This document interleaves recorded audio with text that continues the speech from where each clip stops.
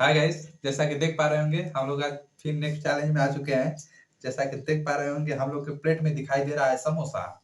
आज हम लोग 3 लोग खाने वाले हैं समोसा, अपना-अपना चैलेंज पूरा करने वाले हैं।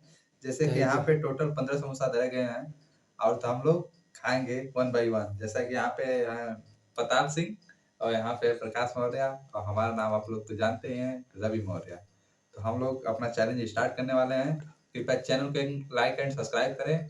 हम लोग आपको डेली टू डेली वीडियो देते रहेंगे।